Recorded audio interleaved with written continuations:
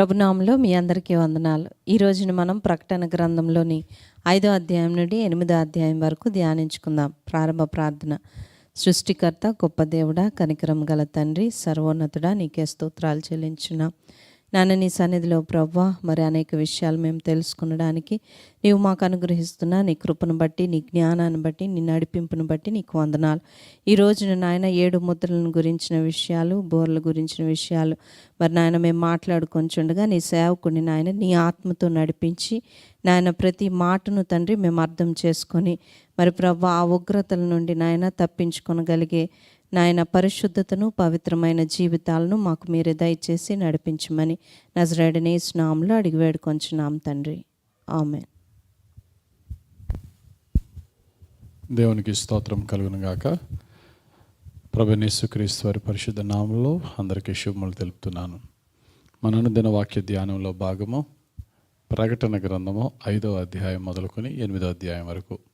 ఈ 4 అధ్యాయాల్లో ప్రభువైన యేసుక్రీస్తు వారు ఆయన సేవకుడైనటువంటి యోహాను గారి ద్వారా తెలియపరిచిన జరగబోయే విషయాలను గురించి మనం ధ్యానించుకుందాం. మొదటి అధ్యాయంలో నీకు ఏమి కనబడుతుందో అది రాశాడు. 2-3 అధ్యాయాలలో నీ చుట్టుప్రక్కల ఉన్న సంఘాల పరిస్థితి ఏంటో నేను చెప్తున్నాను, అది రాశారు. ఇక 4వ అధ్యాయం మొదలుకొని 22వ అధ్యాయం అనగా చివరి వరకు జరగబోయే వాటిని చెప్తున్నాను, రాస్తున్నాడు. 4వ అధ్యాయంలో యెహోవా దేవుని సింహాసనము, ఆయన ముందున్న 24 పెద్దలు, 4 జీవుల గురించి వివరించాడు. 4వ అధ్యాయం ముందు ఎపిసోడ్లో మనం ధ్యానించుకున్నాం. 5వ అధ్యాయంలో ఆ యొక్క మహిమ సింహాసనం మీద ఆసీనుడు అయిన యెహోవా తండ్రి యొక్క కుడి చేతిలో ఉన్న 7 ముద్రలు గల ఒక పుస్తకపు చుట్ట స్క్రోల్ ఉన్నది. దాన్ని విప్పడానికి ఎవరు అర్హుడు అని దేవదూత చెప్పినప్పుడు, ఎవరు రానప్పుడు యోహాను భక్తుడు దుఃఖించుచుండగా అదే దేవదూత చెప్తున్నాడు, దిగులు చెందొద్దు, యోధా గోత్రపు సింహము, వధింపబడిన గొర్రె పిల్ల అయిన యేసు ప్రభు దానికి యోగ్యుడని చెప్పుగా యేసు ప్రభు వెళ్ళి తండ్రి కుడిపార్శ్వమున ఉన్న ఆ యొక్క పుస్తకపు చుట్టను తీసుకొనగా పరలోకములో ఉన్న దేవదూతలు, 24 పెద్దలు, 4 జీవులు ఒక క్రొత్త కీర్తనతో దేవుని మహిమపరిచారు. అది 5వ అధ్యాయం. చదువుకుందాం. 5వ అధ్యాయం మొదటి వచనం నుండి. మరియు లోపటను వెలుపటను వ్రాత కలిగి 7 ముద్రలు గట్టిగా వేసి ఉన్న ఒక గ్రంథము సింహాసనం నందు ఆసీనుడయుండు వాని కుడి చేత చూచితిని. మరియు దాని ముద్రలు తీసి ఆ గ్రంథము విప్పుటకు యోగ్యుడైన వాడెవడని బలిష్ఠుడైన ఒక దేవదూత బిగ్గరగా ప్రచురించగా చూచితిని. అయితే పరలోకమందు గాని, భూమి మీద గాని, భూమి క్రింద గాని ఆ గ్రంథము విప్పుటకైనను చూచుటకైనను ఎవనికిని శక్తి లేకపోయెను. ఆ గ్రంథము విప్పుటకైనను చూచుటకైనను యోగ్యుడెవడును కనబడనందున నేను బహుగా ఏడ్చుచుండగా. రైట్. ఈ 4 వచనాల్లో మనం చూసినట్లయితే లోపటను బయటను వ్రాత కలిగి 7 ముద్రలు గట్టిగా వేసి ఉన్న ఒక గ్రంథము. ఇక్కడ 7 అనే మాట మనము ప్రకటన గ్రంథంలో అనేక మార్లు మనం చూస్తూ ఉంటాం. 7 అనేది ఒక సంపూర్ణ సంఖ్య అని, 7 అనేది ఒక కంప్లీట్ నెంబర్ అని. ఉదాహరణకి దేవుని యొక్క 7 ఉగ్రతలంటే, 7 ఉగ్రత పాత్రలంటే దేవుని ఉగ్రత అంతా పూర్తి అయిపోయింది. ఇంకా 8వ ఉగ్రత పాత్ర లేదంటే ఆ తర్వాత ఇంకా దేవుని యొక్క ఉగ్రత అనేది జరగదు. దేవుని యొక్క 7 బోర్లు అనగా దేవుని యొక్క ఫైనల్ 7 వార్నింగ్స్. అలాగే ఇక్కడ 7 ముద్రలు అంటే సంపూర్ణత అనగా సంపూర్ణంగా సీల్ చేయబడిన పుస్తకం. Nobody could able to open it. ఎవ్వరు కూడా, ఎంత శక్తివంతుడు కూడా ఆ యొక్క ముద్రింపబడిన పుస్తకాన్ని తెరవగలిగే శక్తి ఎవరికి లేని విధముగా 7 ముద్రల చేత గట్టిగా ముద్రింపబడి చాలా జాగ్రత్తగా తండ్రి అయిన దేవుని చేతిలో ఉన్న ఆ పుస్తకం అన్నమాట. కాబట్టి ఆ పుస్తకాన్ని ఎవరన్నా ఒక వ్యక్తి తండ్రి చేతిలో నుండి తీసుకుని ఆ 7 ముద్రలు విప్పగలవాడు ఎవడు అని బలిష్ఠుడైన ఒక దేవదూత చెప్పినప్పుడు, ఇదంతా భక్తుడైన యోహాను ఆత్మలో ఆ యొక్క పరవశుడై ఆ దర్శనాన్ని చూస్తున్నాడు. ఎవ్వరూ కూడా పరలోకమందు కానీ, భూమి మీద కానీ, భూమి క్రింద కానీ, 3 లోకాలు, హెవెన్లీ రెల్మ్లో కానీ, పరలోకంలో దేవదూతలు, కెరూబులు, సెరాపులు, దేవదూతలు ఎవరైనా సరే, 24 పెద్దలు కానీ, లేక భూమి మీద ఉన్న భక్తులే కానీ, లేక భూమి క్రిందకి ఉన్న పాతాళంలో ఉన్న వారే కానీ సాతాను శక్తులే కానీ ఎవ్వరు కూడా దాన్ని విప్పడానికి ఎవరికి బలము సరిపోదు. ఇక్కడ బలిష్ఠుడైన దేవదూతే వాళ్ళే కాదు. అండ్ ఇక్కడ శక్తి బలము అనేది ఇక్కడ కాదు, ఇక్కడ అర్హత. ఎవడ బలవంతుడు ఆ పుస్తకం తీసుకోవడానికి కాదు, ఎవడ అర్హుడు అనేది right word. Who is worthy enough to take that book from the right hand of God the father. అయ్యో ఎవరు లేరా అని చూసి ఏడుస్తున్నాడు యోహానికి ఏడవలసినంత అవసరం ఏమొచ్చింది? యోహాను తన ఎంత ఆసక్తి గలవాడంటే దేవుణ్ణి త్వరగా పరలోకానికి వెళ్ళిపోవాలి, యేసు ప్రభు కుడి ప్రక్కన నేను కూర్చోవాలా అని ముందుగానే యేసు ప్రభు ఉన్నప్పుడే జబదేవి కుమారులు యేసు ప్రభుని రిక్వెస్ట్ అడిగారు. ప్రభు ఆ పరలోకంలో ఈ సీట్లు నీ యొక్క కుర్చీ ప్రక్కన పక్క సీట్లు 2 నాకు రిజర్వ్ చేసే ప్రభు మా ఇద్దరికి. అంత తపన కలిగిన వారు, అంత తీవ్రత కలిగిన వారు. మీరు అడుగుచున్నది ఏంటో తెలుసా? నేను తాగబోయే గిన్నెలోది మీరు త్రాగగలరు. తాగేస్తాం, ఎంత కష్టమన్నా పడతాం. అంటే త్వరగా పరలోకానికి వెళ్ళిపోవాలి, త్వరగా దేవుని సముఖంలో ఉండాలి, త్వరగా ఆ యొక్క జీవ గ్రంథంలో దేవుని సముఖంలో నిలబడే వారి పేర్లు చూడాలని ఈ ఆరాటంతో చూస్తున్నాడు. కానీ ఒక్కరు కదలట్లేదు, ఏడుస్తున్నాడు. అదే సమయంలో బలమైన దేవదూత వచ్చి అంటున్నాడు, ఏడవద్దు, ఒక ఆయన ఉన్నాడు అది తీయడానికి అంటున్నాడు. చూడండి 5వ వచనం నుండి.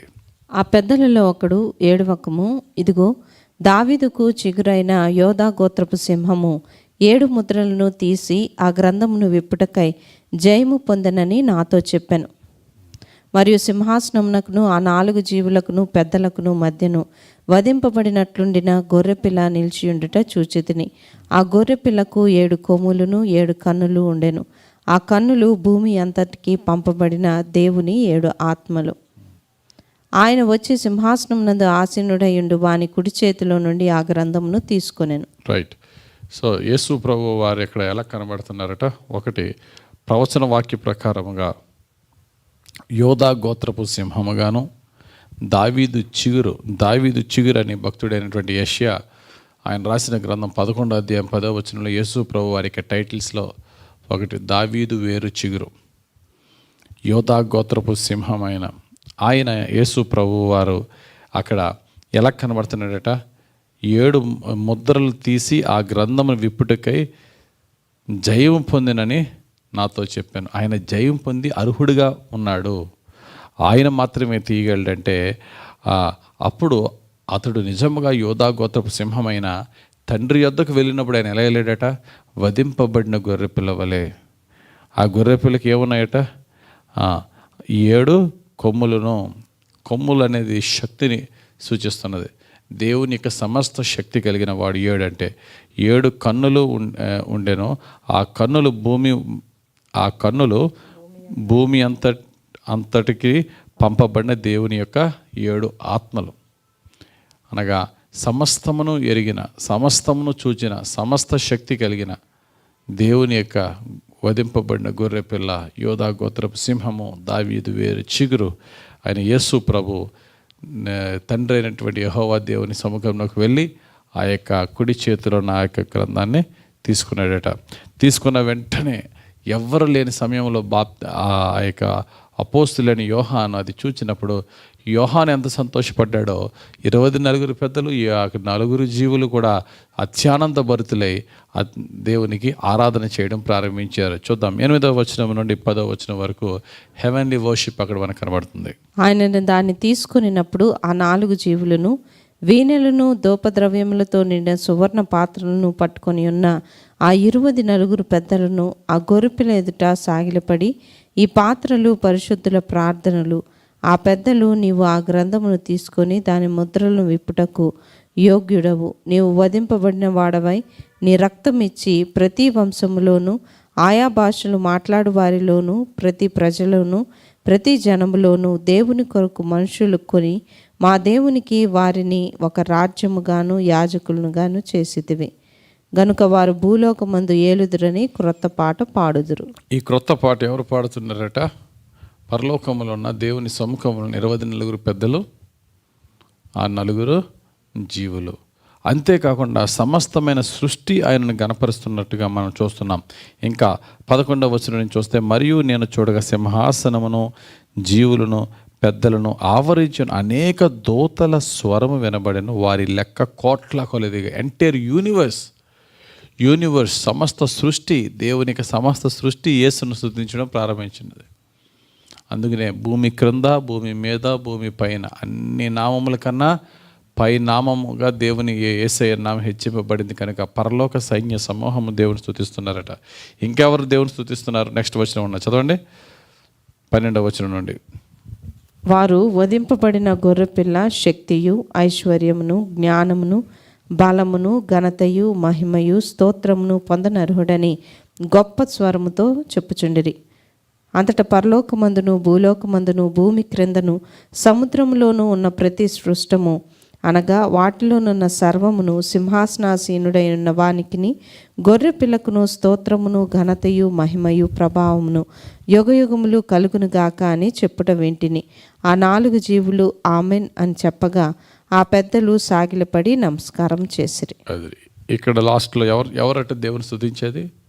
పరలోకమందును, భూమి మీదను, సముద్రమున సమస్త సృష్టి దేవునికి ఆయన కుమారునికి ఆరాధన చేయించి ఉంటుండగా పెద్దలు సాగిలపడ్డారు. యెహోవా దేవునికే కాదు, యేసు ప్రభువు కూడా సాగిలపడి ఆరాధన చేశారు. వాస్తవంగా బైబిల్ ప్రకారంగా దేవుడు ఒక్కడే పూజ్యార్హుడు, స్తోత్రార్హుడు, ఆరాధనకు యోగ్యుడు. ఇక్కడ యెహోవా తండ్రిని, గొర్రెపిల్లని యేసు ప్రభుని కూడా ఈక్వల్గా వారు ఆరాధన చేశారు. కాబట్టి తండ్రి, కుమారులు, పరిశుద్ధాత్మ త్రియేక దేవుడు ఏకమై ఉన్నాడు. స్తోత్రార్హుడు, స్తుతిపాత్రుడు, ఆరాధనకు యోగ్యుడు. ఇది 5వ అధ్యాయం. సో పరలోకములో ఉన్న దేవుని యొక్క 7 ముద్రల గల గ్రంథము తండ్రి కుడి చేతిలో నుండి యేసయ్య తీసుకున్నాడు. తీసుకున్న తర్వాత ఇప్పుడు ఒక్కొక్క ముద్ర విప్పుతున్నాడు. ఒక్కొక్క ముద్ర విప్పుతున్నప్పుడు ఏం జరిగిందో 6వ అధ్యాయంలో మనం చూడొచ్చు. ఈ 6వ అధ్యాయంలో మనం చూసినట్లయితే మొదటి 4 ముద్రలు విప్పినప్పుడు 4 రకాలైనటువంటి గుర్రముల మీద 4 రకాలైనటువంటి వ్యక్తులు భూమి మీదకి వస్తున్నారు. వారు రావడం వల్ల భూమి మీదకి జరిగే వినాశనాలు ఇక్కడ మనం చూస్తున్నాం. చదువుదాం 6వ అధ్యాయం 1వ వచనం నుండి 2వ వచనం. మొదటి 2 వచనాలు. ఆ గొర్రెపిల్ల ఆ 7 ముద్రల్లో మొదటి దానిని విప్పినప్పుడు నేను చూడగా 4 జీవులలో ఒకటి రమ్ము అని ఉరుము వంటి స్వరముతో చెప్పుట వింటిని. మరియు నేను చూడగా ఇదిగో ఒక తెల్లని గుర్రము కనబడెను. దాని మీద ఒకడు విల్లు పట్టుకొని కూర్చుండి ఉండెను. అతనికి ఒక కిరీటం ఇవ్వబడెను. అతడు జయించుటకు బయలువెళ్ళెను. రైట్.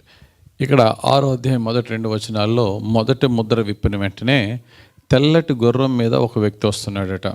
తెల్లటి గుర్రం మీద ఒక వ్యక్తి వస్తున్నాడు. ఆ వ్యక్తికి ఏముందట? విల్లు పట్టుకొని కూర్చుండి ఉండెను.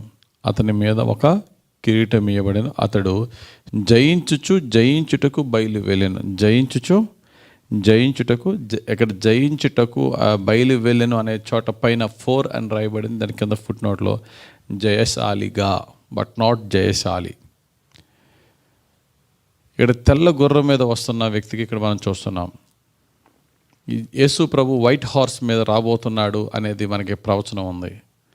ఇది ప్రకటన గ్రంథం 19వ అధ్యాయం 11వ వచనంలో సేమ్ ఇలాగే యేసు ప్రభు 2వ రాకడలో ఆయన తెల్లటి గుర్రం మీద పరలోకపు సైన్య సమూహముతో రాబోతున్నాడు అని. ఇక్కడ ఈయన ఒకటా కాదు.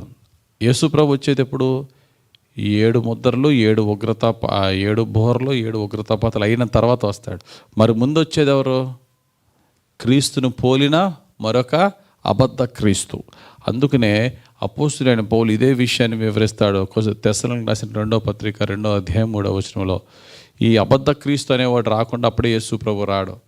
వాడు వచ్చి ప్రజలను మోసం చేస్తాడు. వాడు వచ్చి యేసు ప్రభు వలె బిహేవ్ చేస్తాడు. చివరికి వాడి యొక్క దుర్మార్గత అంతా కూడా వ్యక్తపరుస్తాడు. కాబట్టి ఈ యొక్క అబద్ధ క్రీస్తు వచ్చి ప్రజలను, దేశాలను, దేశాధిపతులను మోసం చేసి వాడి వైపుకి మార్చుకుని సమస్తమైనటువంటి కీడులకి వాడు కారణమవుతాడు. ఇది మొదటి ముద్ర విప్పిన వెంటనే అబద్ధ క్రీస్తు విరోధి ప్రపంచంలో బయలుపరచబడడం జరుగుతుంది. అది ఆ తర్వాత రెండవ ముద్ర మనం చూసినట్లయితే 3-4 వచనాలు. ఈ 3-4 వచనాల్లో రెండవ ముద్ర విప్పిన వెంటనే అక్కడ రెండవ జీవి రమ్ము అని పిలిచిన వెంటనే ఈసారి అదే ఆ యొక్క తెల్లటి గుర్రం తర్వాత ఎర్రటి గుర్రం మీద ఒకడు వస్తున్నాడు. ఇక్కడ వైట్ అనేది, రెడ్ అనేది, ఈ యొక్క కలర్స్ని కూడా మనం చూసినట్లయితే వైట్ అనేది యేసు ప్రభు ఆయన యొక్క తెల్లటి గుర్రం మీద సమస్త లోకాన్ని నీతి సమాధానంలో నడిపించే ఆ యొక్క వైట్ అనేది ఒక పరిశుద్ధతకి, పీస్కి సాదృశ్యం. కానీ అలాగే ఇమిటేట్ చేస్తూ ప్రజలను మోసం చేసి అబద్ధ క్రీస్తు ముందు రాబోతున్నాడు. రెండోది రెడ్ హార్స్ ఏం రిప్రజెంట్ చేస్తుందంటే చాలా స్పష్టంగా ఇక్కడ మనకు రాయబడి ఉంది, దాని మీద కూర్చున్న వానికి పెద్ద ఖడ్గం ఇవ్వబడెను అని రాయబడి ఉంది. అంటే యుద్ధాలు. ఈ యొక్క అందుకనే ఇక్కడ రాయబడి ఉంది, భూలోకములో సమాధానము లేకుండా చేయుటకు ఈ గుర్రం మీద కూర్చున్న వానికి అధికారం ఇవ్వబడెను. కాబట్టి యుద్ధాలకి కారకుడు అవుతాడు వీడు. రెడ్ అనేది బ్లడ్ షెడ్, భయంకరమైన యుద్ధాలు జరుగుతూ వీడు రావడం వల్ల యుద్ధాలు రేపి ప్రపంచంలో అల్లకోలలు సృష్టిస్తాడు. ఆ తర్వాత మూడవ ముద్ర విప్పినప్పుడు ఇది మనకి 5-6 వచనాలు ఉంటుంది. ఈసారి నల్లని గుర్రం మీద బయలుదేరి వాడు వస్తున్నాడట. ఈ నల్లని గుర్రం మీద బయలుదేరి వాడు వచ్చి ఏం చేస్తున్నాడట, ఇదేమి సాదృశ్యం అంటే నలుపు అనేది విచారానికి సాదృశ్యం. ఎప్పుడైతే అబద్ధ క్రీస్తు వస్తాడో, మోసాలు చేసి ప్రజలను మోసం చేసి దేవుని యొక్క సత్యం నుంచి దూరపరుస్తాడో, ఆ యొక్క మోసాల వల్ల దేశాల్లో అశాంతి వచ్చి యుద్ధాలు ప్రారంభమవుతాయి.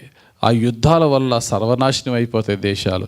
ఎప్పుడైతే యుద్ధం వస్తుందో దేశం కరువు కాటకాలకి దిగజారిపోద్ది. ఈ నల్లటి గుర్రము మీద ఉన్న వానికి వాడు చెప్పే మాటే అది. చదువుదామన్నమాట.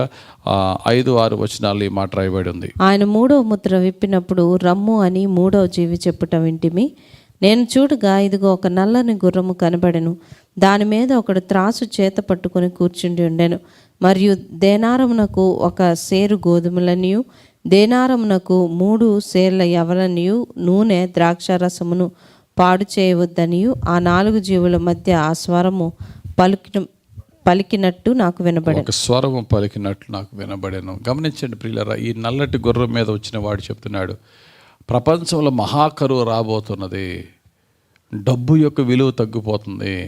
ఎంత డబ్బు పెట్టినా సరే చాలా తక్కువ వస్తువులు వస్తాయి. అంటే దేశములో కరువు కాటకాలతో నింపబడతాయి. ఆబ్వియస్గా యుద్ధం జరిగితే చాలా ఎకానమీ దెబ్బతింటుంది. ఎప్పుడైతే మోసాలు, యుద్ధాలు, కరువు వచ్చిందో ఆ తర్వాత మరణాలు. ఆ తర్వాత 4వ ముద్ర విప్పినప్పుడు పాండ్ర వర్ణము గల గుర్రం మీద ఉన్నవాడు వస్తున్నాడట. వాడి పేరు మృత్యువు. చదువుతామా మాట 7వ వచనం నుండి. ఆయన 4వ ముద్రను విప్పినప్పుడు రమ్ము అని 4వ జీవి చెప్పుట వింటిని. అప్పుడు నేను చూడగా ఇదిగో పాండుర వర్ణము గల ఒక గుర్రము కనబడెను. దాని మీద కూర్చున్న వాని పేరు మృత్యువు. పాతాళ లోకము వారిని వెంబడించెను.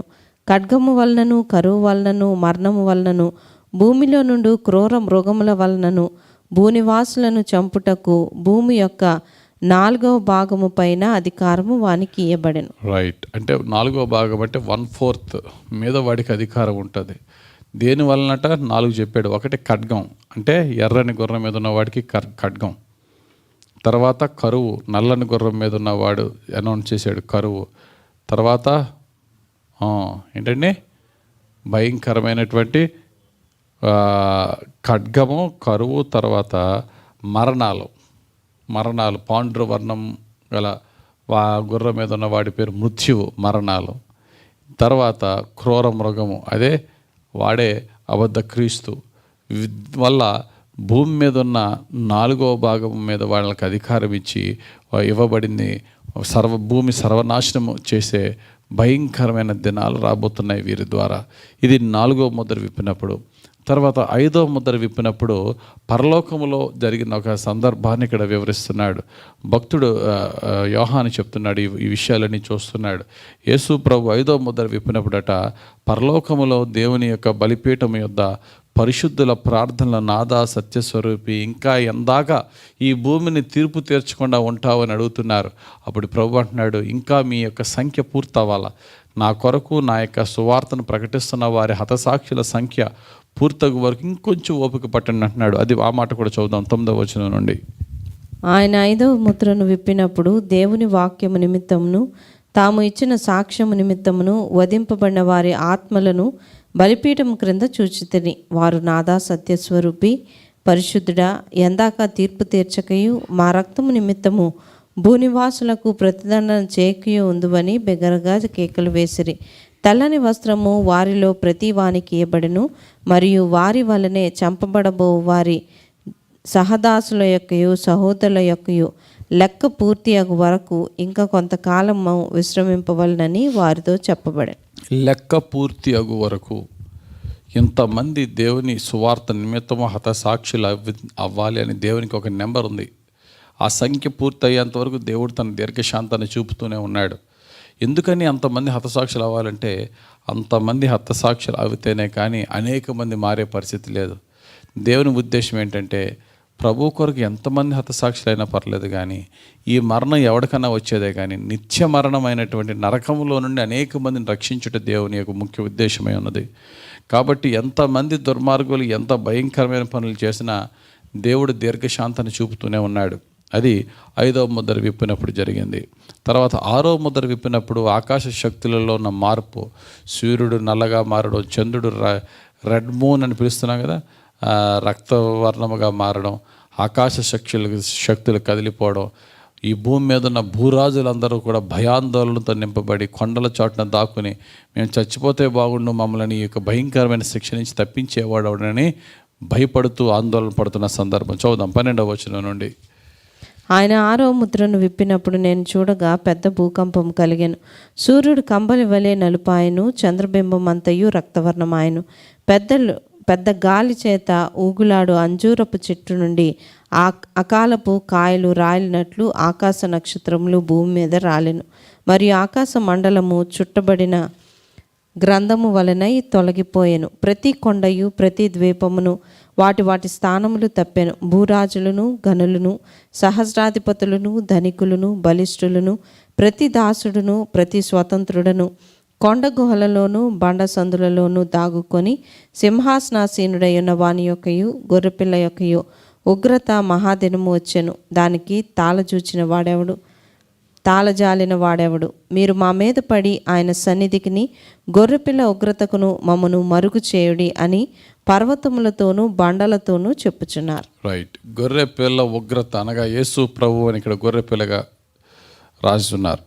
అయితే భూరాజులను, గనులను, సహస్రాధిపతులను, ధనవంతులను, ధనికులను, బలిష్ఠులను, ప్రతి దాసుడును, ప్రతి స్వతంత్రులను కొండ గుహలలో బండ సందుల్లో దాక్కుని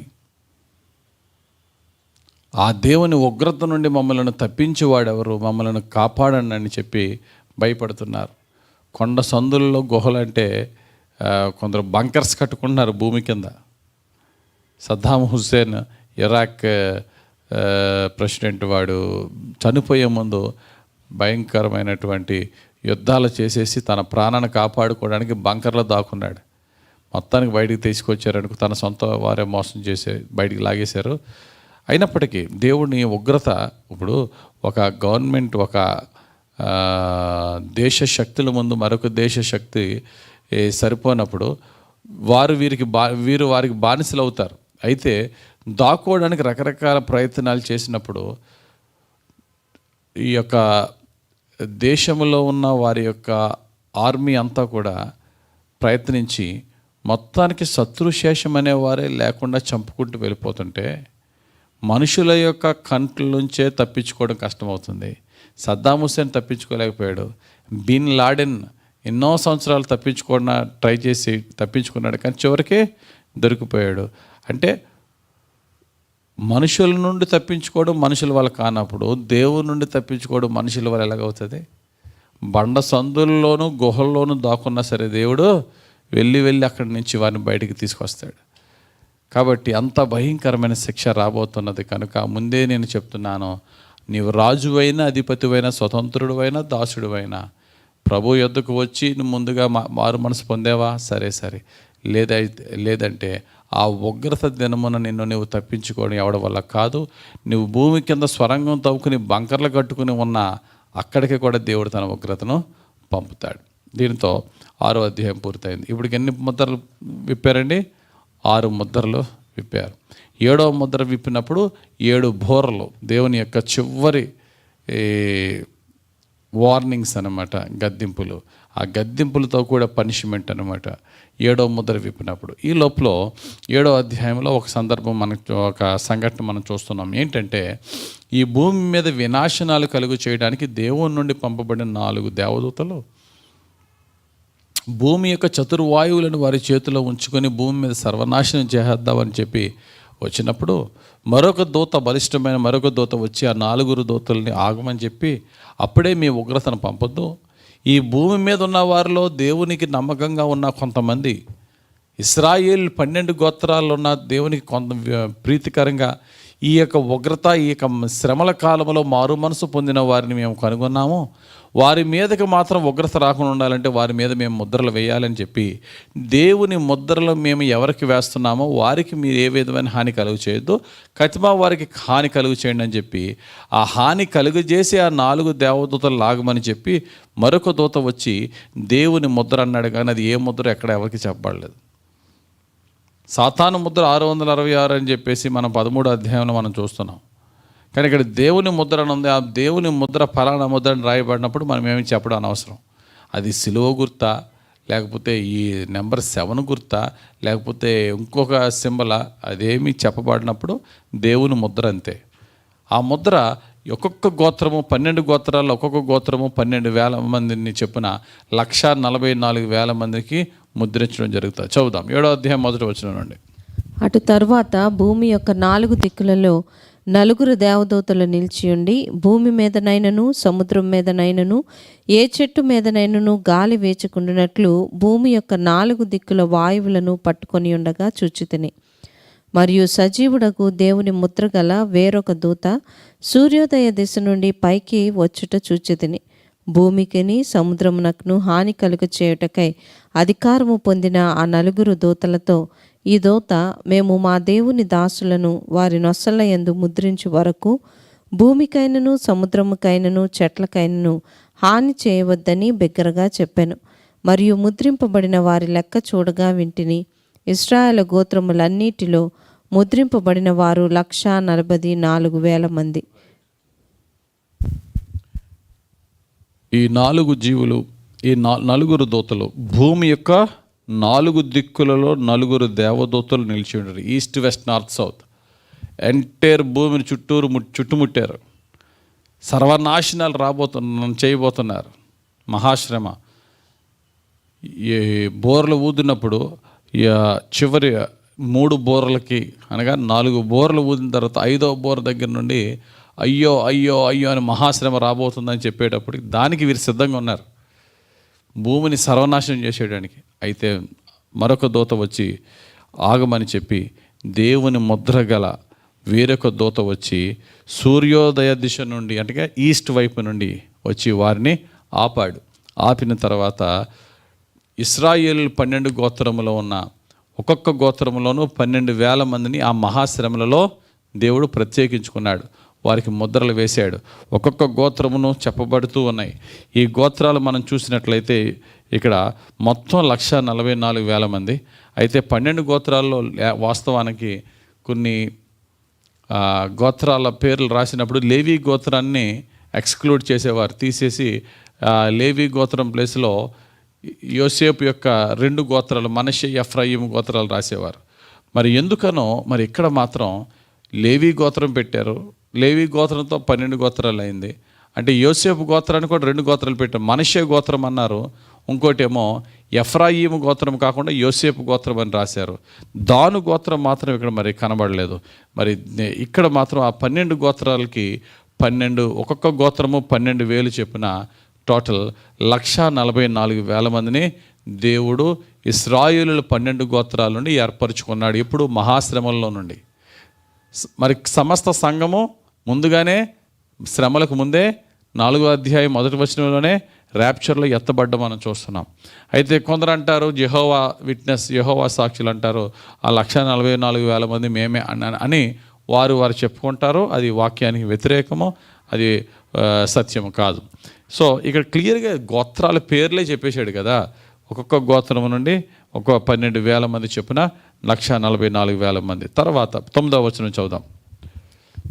అటు తర్వాత నేను చూడగా ఇదిగో ప్రతి జనములో నుండి ప్రతి వంశంలో నుండి ప్రజలలో నుండి ఆయా భాషలు మాట్లాడు వారిలో నుండి వచ్చి ఎవడనూ లెక్కింపజాలని ఒక గొప్ప సమూహము కనబడెను.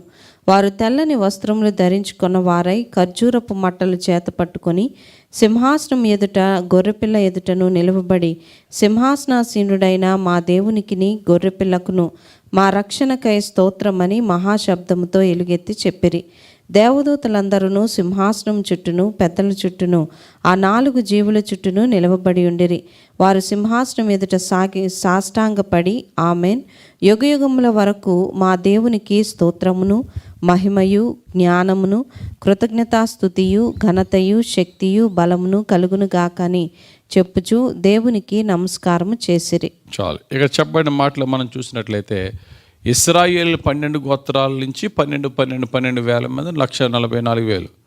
మరి కతిమా దేశస్తులో ఇక్కడ గొప్ప సమూహము కనబడాను. గొప్ప సమూహం ఆయా భాషలో మాట్లాడేవారంటే ఆయా దేశాల నుండి యేసు క్రీస్తుని తమ స్వరక్షకుడు అంగీకరించిన వారందరూ కూడా దేవుని సముఖంలో నిలబడి అద్భుతమైనటువంటి ఆరాధన. వీరందరూ కూడా ట్రిబులేషన్ సెయింట్స్. ఆ శ్రమలలో నుండి ఇశ్రాయేల్ 12 గోత్రాల నుంచి మాత్రమే కాకుండా ప్రపంచంలో ఉన్న ప్రపంచ సంఘములలో ఉన్న రక్షింపబడిన దేవుని భక్తులు ప్రభు సన్నిధిలో గొప్ప ఆరాధన చేయడం, వారందరికీ కూడా తెల్లని వస్త్రములు ధరించి 13వ వచనంలో తెల్లని వస్త్రములు వారికి ఇవ్వబడిన. వీరు ఎవరండి అని అడిగినప్పుడు యోహాను అడిగితే నాకేం తెలుసయ్యా మీరే చెప్పాలంటే దేవదూత అంటున్నాడు. దేవదూత చెప్తున్నాడు, వీరు మహాశ్రమలలో నుండి వచ్చిన వారు గొర్రెపిల్ల రక్తంలో తమ వస్త్రములను ఉతుక్కొని వాటిని తెలుపు చేసుకొనిరి అనే మాటను మనము 14వ వచనంలో మనం ఇక్కడ చూడొచ్చు. యెషయా భక్తుడు అంటాడు కదా, 1వ అధ్యాయం 18వ వచనంలో, రండి మనం వివాదము తీర్చుకుందాము, మీ పాపములో రక్తములు ఎర్రనివైనను అవి హేమం వలె తెల్లబడును, కెంపు వలె ఎర్రనివైన గొర్రెబొచ్చు వలె తెల్లని వగును. యేసయ్య రక్తములోనే మన పాపముల నుంచి మనకి శుద్ధి కలుగుతుంది. కాబట్టి వీరందరూ కూడా ఆ గొర్రెపిల్ల అయినటువంటి యేసయ్యకు గొప్ప స్తుతి గొప్ప ఆరాధన చేస్తున్నారు. చూడండి 16వ వచనం నుండి మనం చూసినట్లయితే, వారికి ఇక మీదట ఆకలి అయినను దాహమైనను ఉండదు, సూర్యుని ఎండ అయినను ఏ వడగాలి అయినను వారికి తగులదు. ఏలయనగా సింహాసన మధ్య మందుండు గొర్రెపిల్ల వారికి కాపరి అయి జీవజలముల బుగ్గల యొద్దకు వారిని నడిపించును. దేవుడే వారి కన్నుల నుండి ప్రతి బాష్ప బిందువును తుడిచివేయను. అది వీరు మహాశ్రమల్లో చాలా కష్టాల పాలయ్యి ప్రభు దగ్గరికి వచ్చారు. ర్యాప్చర్లో నమ్మకంగా ఉన్న దేవుని బిడ్డలను, మృతులైన వారిని, అప్పుడు సజీవులను, పరిశుద్ధులను దేవుడు మహాశ్రమల నుంచి తప్పించి పైకి తీసుకెళ్ళిపోతే వీరు మహాశ్రమల్లో మారు మనసు పొందినవారు. వారి బాష్ప బిందువును తుడిచి దేవుడని యెహోవాయే సింహాసనాసీనుడగు వాడు తానే తన గుడారము వారి మీద కప్పును. వారి శ్రమల నుంచి దేవుడు వారిని విడిపిస్తున్నాడని చెప్పి 7వ అధ్యాయంలో అద్భుతమైనటువంటి వాగ్దానము ఇక్కడ మనం చూస్తున్నాం. దీంతో 7వ అధ్యాయం పూర్తయింది. ఈరోజు చివరిగా 8వ అధ్యాయం ధ్యానించుకుందాం. ఈ 8వ అధ్యాయంలో మనం చూసినట్లయితే 6 ముద్రలు మాత్రం విప్పబడ్డాయి. 7వ ముద్ర ఇప్పుడు ఈ 8వ అధ్యాయంలో విప్పబడుతుంది. ఈ 7వ ముద్రలు ఏమున్నాయని చెప్పారండి? 7 బోరలు. దేవునికి last final 7 warnings to this world, warnings with punishment. ఆ తర్వాత ఫైనల్గా 7వ బోర ఊదినప్పుడు అందులో ఆ 7 ఉగ్రత పాత్రలు భూమి మీద కుమ్మరింపబడుతుంది. ఆ 7 ఉగ్రత పాత్రలకి వార్నింగ్స్ కాదు, దేవుని యొక్క శిక్ష సంపూర్ణమైపోతూ ఉంటుంది. భూమి మీద సంపూర్ణమైన దేవుని ఉగ్రత. సో ఎప్పుడైతే ఇక్కడ నుంచి 7వ ముద్ర ఎప్పుడైతే విప్పబడిందో దేవుని యొక్క శిక్షలు ప్రారంభమవుతున్నాయి, భయంకరమైన శిక్షలు. ఈ ముందు 6 ముద్రల్లో మనం చూసేది ఏంటంటే మొత్తం 7 సంవత్సరాల శ్రమలలో మొదటి 3.5 సంవత్సరాల్లో సాతానుడు, అబద్ధ ప్రవక్త, వీరు క్రీస్తు విరోధి కలిసి ప్రపంచంలో ఉన్న దేవుని భక్తులను మోసం చేసి వారిని బాధపరిచే ఆ మోసంలో, ఆ బాధలో దేవుని వైపు తిరిగిన వారిని దేవుడు ప్రత్యేకపరిచి వారిని దీవించి వారిని ప్రొటెక్ట్ చేసి దేవుని ఉగ్రతను కూడా పంపే ముందు వారిని దేవుని ముద్రతో వారిని ప్రత్యేకపరిచి వేరుపరిచి సర్వభూమి మీదకి ఇప్పుడు దేవుడు తన ఉగ్రతను కుమ్మరిస్తున్నాడు. చూద్దాం 8వ అధ్యాయం 1వ వచనం నుండి. ఆయన 7వ ముద్రను విప్పినప్పుడు పరలోకమందు ఇంచుమించు అరగంట సేపు నిశ్శబ్దముగా ఉండెను. అంతటా నేను దేవుని ఎదుట నిల్చు 7 దూతలను చూచితిని. వారికి 7 బోరలు ఇవ్వబడెను. మరియు సువర్ణ దోపార్తి చేత పట్టుకొని ఉన్న వేరొక దూత వచ్చి బలిపీఠం ఎదుట నిలవగా సింహాసనం ఎదుట ఉన్న సువర్ణ బలిపీఠము పైన పరిశుద్ధులందరి ప్రార్థనలతో కలుపుటకై అతనికి బహు ధూపద్రవ్యములు ఇయ్యబడెను. అప్పుడు ఆ ధూపద్రవ్యముల పొగ పరిశుద్ధుల ప్రార్థనలతో కలిసి దూత చేతిలో నుండి పైకి లేచి దేవుని సన్నిధికి చేరెను. ఆ దూత ధూపార్తిని తీసుకొని బలిపీఠం పైనున్న నిప్పులతో దాన్ని నింపి భూమి మీద పడవేయగా ఉరుములు, ధ్వనులు, మెరుపులు, భూకంపమును కలిగెను. రైట్. 7వ ముద్ర విప్పినప్పుడు ఏం జరిగిందట? పరలోకంలో ఇంచుమించు అరగంట సేపు నిశ్శబ్దం. అప్పటి వరకు స్తుతి ఆరాధన జరుగుతుంటున్న సమయంలో నిశ్శబ్దం జరిగింది. ఈ నిశ్శబ్దము జరగబోయే మహా ఉగ్రతకు ముందు, ఒక భయంకరమైన తుఫానుకు ముందు ఎంత నిశ్శబ్దం కూడా ఆ విధమైన నిశ్శబ్దం ఇక్కడ. ఎందుకంటే మరి దేవుడు తన ఉగ్రతను పంపే ముందుగా ఆయన ఇప్పటి వరకు ఆయన దీర్ఘశాంతమును కలిగి ఉండి తన యొక్క కోపాన్ని ఆపుకుని ఇక్కడ నుండి ఆయన తన ఉగ్రతను రిలీజ్ చేసే ముందు బహుశా తన హృదయంలో దేవుడు కూడా దుఃఖించే ఉంటాడు. కొట్టే ముందు భయంకరమైన ఉగ్రతను తన పిల్లల మీద కుమ్మరించే ముందు, తన పిల్లలందరూ ఆయన చేత సృష్టింపబడిన వారే, ఎంత అవకాశాలు ఇచ్చినా వారు ఆయన మాట విననప్పుడు ఇప్పుడు ఆయన ఉగ్రతను భూమి మీదకి పంపబోతున్నాడు. ఒక్కొక్క బోర ఊదినప్పుడు 1/3 అనే మాట కనబడుతుంది.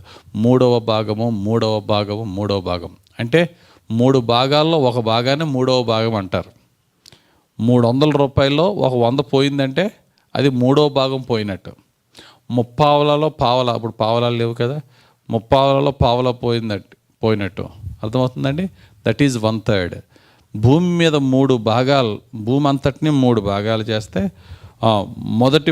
మొదటి బోర ఊదినప్పుడు భూమిలో 3వ భాగం నాశనం అయిపోద్ది.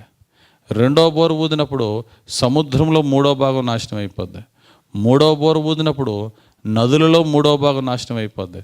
4వ బోర ఊదినప్పుడు ఆకాశ నక్షత్రాలు, చంద్ర వెలుగులో 3వ భాగం చీకటి పడిపోద్ది. అదే ఈ యొక్క 8వ అధ్యాయం. చదువుదాం 6వ వచనం నుండి. అంతటా 7 బూరలు పట్టుకొని ఉన్న ఆ 7 దూతలు ఊదుటకు సిద్ధపడిరి. మొదటి దూత బోర ఊదినప్పుడు రక్తంతో మిళితమైన వడగండ్లను అగ్నియు పుట్టి భూమిపైన పడవేయబడెను. అందువలన భూమిలో 3వ భాగము కాలిపోయిను, చెట్లలో 3వ భాగము కాలిపోయిను, పచ్చగడ్డి అంతయు కాలిపోయిను. మొదటి దూత బోర ఊదినప్పుడు దేవుని యొక్క భయంకరమైన ఉగ్రత స్టార్ట్ అయిపోయింది. వడగండ్లు భూమి మీద పడి రక్తంతో మిగిలిన అగ్ని వడగండ్లు వచ్చి భూమి మీద ఉన్న చెట్లలో మొత్తం 3వ భాగం, అంటే ఆ అడవుల్లో మొత్తం 3వ భాగం గడ్డంతా కాలిపోయిందట. ఇంకా చూడండి భూమి మీద ఎంత హీట్ ఉంటుందో ఇమాజిన్ చేసుకోండి. ఫారెస్ట్ లేని భూమిని మనం ఊహించగలమా? ఫుల్ ఇంకా భూమి అంతా ఇంకా ఆక్సిజన్ కాకుండా కార్బన్ డైఆక్సైడ్తో నిండిపోయినప్పుడు సన్లైట్ ఎంత ఎక్కువగా వేడి పెరిగిపోద్దో మనం ఇక్కడ చూడొచ్చు. భూమి మీద 3వ భాగం కాలిపోయింది, మొత్తం గ్రీనరీ కాలిపోయింది 3వ భాగం 1/3. తర్వాత 2వ బోర ఊదినప్పుడు ఇది సముద్రం మీద దేవుని ఉగ్రత. 2వ దూత బోర ఊదినప్పుడు అగ్నిచేత మండుచున్న పెద్ద కొండ వంటిది ఒకటి సముద్రంలో పడవేయబడెను. అందువలన సముద్రంలో 3వ భాగము రక్తమాయను. సముద్రంలోని ప్రాణము గల జంతువులలో 3వ భాగము చచ్చెను. ఓడలలో 3వ భాగము నాశనమాయను. రైట్. చేపలు, ప్రాణంలో గల ప్రతి జంతువులో 3వ భాగం, ఓడల్లో కొన్ని లక్షల ఓడల్లో 3వ భాగం నాశనం అయిపోయిందంటే రవాణా మొత్తం ఈ దేశం నుంచి వేరే దేశానికి రవాణా మొత్తం ఆగిపోద్ది. కొన్ని దేశాలకి రవాణా ఆగిపోతే ఇంకా తినడానికి కూడా తిండి ఉండదు. భయంకరమైన రోజులు అవి. తర్వాత ఈసారి 3వ దూత బోర ఊదినప్పుడు జీవనాధారమైనటువంటి జీవనదుల్లో 3వ భాగం చేదు విషమైపోతాయి. చదవండి. 3వ దూత బోర ఊదినప్పుడు దివిటి వలె మండుచున్న ఒక పెద్ద నక్షత్రము ఆకాశం నుండి రాలి నదుల 3వ భాగం మీదను నీటి బుగ్గల మీదను పడెను. ఆ నక్షత్రమునకు మాచిపత్రి అని పేరు. అందువలన నీళ్లలో 3వ భాగము మాచిపత్రి ఆయను. నీళ్లు చేదైపోయినందున వాటి వలన మనుషులలో అనేకులు చచ్చిరి. ఎందుకంటే జీవనాధారమైనటువంటి నీరు అదే విషమైపోయినప్పుడు ఆ మాచిపత్రి అనే చేదైనటువంటి అది భూమి మీద పడినప్పుడు, అది భూమి మీద ఉన్న వాటర్ విషపు నీరు అయిపోయినప్పుడు అనేకులు త్రాగి చచ్చిపోయారనే మాట మనం కూడా చూస్తున్నాం. ఇది 3వ దూత బోర ఊదినప్పుడు. నాలుగవ దూత బోర ఊదినప్పుడు ఏం జరిగిందో చూద్దాం. ఈసారి ఆకాశం మీద ఉన్న శక్తుల మీద ప్రభావం చూపుతుంది. చూద్దాం. నాలుగో దూత బోర ఊదినప్పుడు సూర్యచంద్ర నక్షత్రములలో 3వ భాగము చీకటి కమ్మునట్లును, పగటిలో 3వ భాగమున సూర్యుడు ప్రకాశింపకుండునట్లును, రాత్రిలో 3వ భాగమున చంద్ర నక్షత్రములు ప్రకాశింపకుండునట్లును వాటిలో 3వ భాగము కొట్టబడెను. మరియు నేను చూడగా ఆకాశ మధ్యమున ఒక పక్షిరాజు ఎగురుచు బోరలు ఊదబోచున్న 3 దూతల బోరల శబ్దములను బట్టి భూనివాసులకు అయ్యో అయ్యో అయ్యో అని గొప్ప స్వరముతో చెప్పుట వింటిని. రైట్. నాలుగవ దూత బోర ఊదినప్పుడు ఏమైందట? సూర్యుడు, చంద్రుడు, నక్షత్రాల యొక్క వెలుగులో 3వ భాగం చీకటయ్యాను. సూర్యుని యొక్క వెలుగు చీకటైంది, కానీ ఈ ఎండ తగ్గదు, వేడి తగ్గదు. వేడి అలాగే ఉంటుంది. చీకటే భయంకరమైన వేడి. అంటే ఎక్కడ ఉంటుంది అది? భూమి క్రింద భాగాల్లో పాతాళంలో ఉన్న పరిస్థితి భూమి మీద ఏర్పడుతూ ఉంటుంది. సో వెలుగులో డేలో 3వ భాగము చీకటి అయ్యాడంటే సూర్యుడు ఉదయం 6 గంటలకు ఉదయిస్తాడు, సాయంకాలం 6 గంటలకు అస్తమిస్తాడు. ఇప్పుడు 3వ భాగం చీకటి అయిపోయిందంటే ఎప్పుడు అస్తమించాలి సూర్యుడు? మధ్యాహ్నం 2 గంటలకే చీకటి అయిపోవాలి. అంటే 12 అవర్స్ని 3 భాగాలు చేస్తే 12 గంటలు కదా. ఉదయం 6 నుండి సాయంకాలం 6 అంటే 12 గంటలు. 12 గంటలు మనం 3 భాగాలు చేసామనుకోండి, ఒక్కొక్క భాగంలో 4 గంటలు వస్తుంది. సాయంకాలం 6 గంటలకు అస్తమైపోవలసిన సూర్యుడు మధ్యాహ్నం 2 గంటలకే చీకటి అయిపోతే ఎంత భయంకరంగా ఉంటుందో ఇమాజిన్ చేయండి. సో ఈ విధంగా దేవుని ఉగ్రత అంచెలంచెలుగా భూమి మీదకి రాబోతున్నది. ఆ తర్వాతట ఆకాశంలో ఒక దేవదూత గట్టిగా అయ్యో అయ్యో అయ్యో అని గట్టి స్వరంతో, ఏంటట 3 అయ్యోలు ఉన్నాయి. ఒక్కొక్క అయ్యో ఒక్కొక్క బోరకి రాబోతున్న మరొక 3 బోరలు ఊదే సమయంలో భూమి మీద కలిగే భయంకరమైన వినాశనాలు చూసి అది ముందుగానే దేవదూత భయంకరమైనటువంటి ప్రలాపంతో అయ్యో అని చెప్పడం వింటున్నాం. అంటే అర్థం ఏంటంటే నెక్స్ట్ కమింగ్ అధ్యాయంలో 9వ అధ్యాయంలో నుండి దేవుని ఉగ్రత, భయంకరమైన మహా ఉగ్రత భూమి మీదకి రాబోతున్నది. దీనితో 8వ అధ్యాయం పూర్తయింది. గమనించిన ప్రియులారా, మనం ఆ స్థితిలో ఆ టైంలో భూమి మీద ఉండకూడదు. అంటే ఎలాగా? దేవుని నమ్ముకుంటే ఈదర్ ముందే మనము ప్రభువులో నిద్రిస్తాం, లేకపోతే అటువంటి రోజులు వస్తే దానికన్నా ముందే మనము ర్యాప్చర్లో దేవుని దగ్గరికి ఎత్తబడాలి తప్ప ఆ మహాశ్రమంలో ఉండే పరిస్థితి మనకు రాకూడదు.